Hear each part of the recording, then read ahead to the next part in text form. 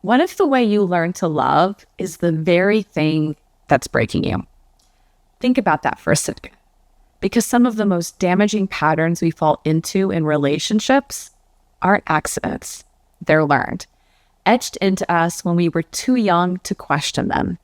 And now, without even realizing it, we carry them forward into our adult relationships, believing that this is just how love works. But here's the problem. Some of these learned behaviors can devastate our self-worth, destabilize our emotional world, and keep us stuck in cycles of pain. And often, when we call it out, we're met with dismissals like, that's just how relationships work. You're being too sensitive. Or the classic, my parents did this all the time and they're fine. But what if they're not fine? And what if those patterns are costing you the very thing a relationship should give? Safety, connection, and love. Today, we're unpacking 3 of the most damaging learned behaviors that destroy relationships and the research that shows why they cut so deep. Let's start with one of the most common and the most underestimated forms of relational harm, the silent treatment. It looks simple. You have a fight, your partner withdraws, goes silent, ignores texts, refuses to engage. But here's the key. This isn't about taking space to cool down. It's a form of social punishment with deep, measurable psychological effects.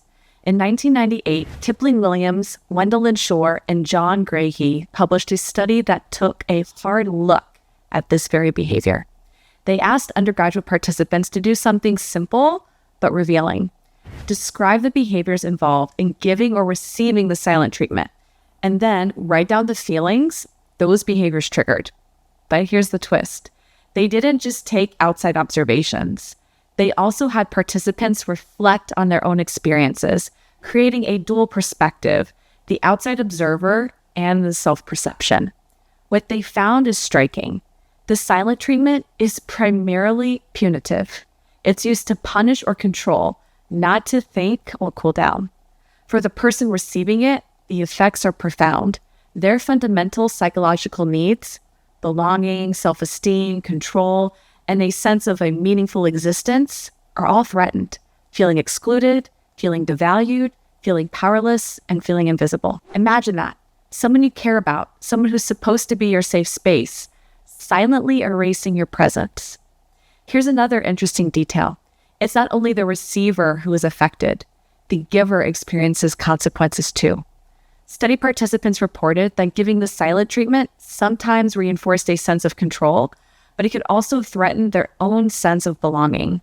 Their self-esteem and sense of meaning were impacted in unpredictable ways. Even when trying to punish, there's a psychological cost. The takeaway is simple but chilling. The silent treatment is not just ignoring someone. It's a socially potent form of ostracism, a behavior that taps directly into the core of human needs. Even minor actions, avoiding a glance, withholding words, can cut deep. Understanding this dynamic isn't just academic, it's practical. In relationships, in counseling, in everyday life, awareness of the silent treatment's impact can help us interrupt cycles of pain before they escalate. Because silence can speak louder than words, and it often says the things that we don't want to hear. You did something wrong, and now I'm going to make you feel it by cutting off access to me.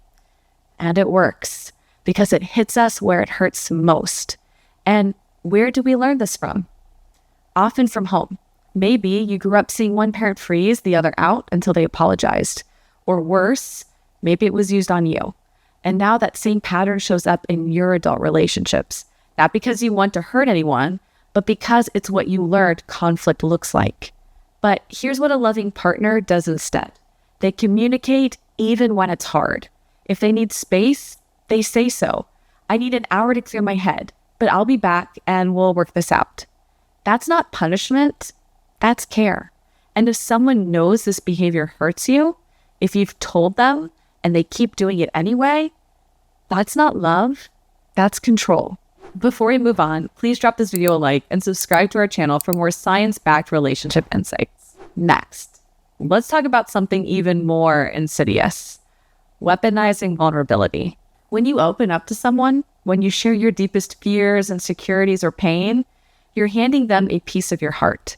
And all you can hope is that they handle it with care. But some people don't. They laugh, they dismiss it, they turn your courage into a punchline, or worse, into ammunition. And research backs up just how dangerous this is. A study published in the Journal of Personality and Social Psychology found that vulnerability, even in the best relationships, is already anxiety-inducing. Even the most self-assured people worry, will this make me look weak? Will they see me differently? And here's the kicker. The study found that even when vulnerability is received well, that fear doesn't vanish immediately. Many people still doubt whether their partner's positive response is real. Now imagine how devastating it is when your courage is met with mockery. That wound cuts deep, not just into your trust, but into the very sense of safety in the relationship. A loving partner knows this. They hold your vulnerability like it's sacred. They don't exploit it, and they don't belittle it. They respond with reassurance, care, and a promise that your openness is safe with me. And if they dismiss your pain, even after you've said how much it hurts, they're showing you something critical. They value power over connection. And then there's the third and perhaps the most manipulative behavior, using your insecurities against you. In a healthy relationship, insecurities are handled with compassion. Your partner helps you feel stronger, steadier, bigger than the doubts that haunt you. But in toxic dynamics, insecurities become weapons. Maybe they're thrown back at you in arguments. Maybe they're disguised as jokes. Maybe they're slipped into conversations when things aren't going their way. And the unspoken logic, the smaller you feel, the less likely you are to leave. According to APA's 2014 book, Mechanisms of Social Connection, From Brain to Group, our closest relationships are supposed to serve as secure bases. In childhood, caregivers regulate our emotions. In adulthood, that responsibility often shifts to our partners. But when the person who should be building you up is the same one cutting you down, it doesn't just hurt. It shatters the very foundation of attachment. A loving partner would never let that happen. They'd remind you of your strengths.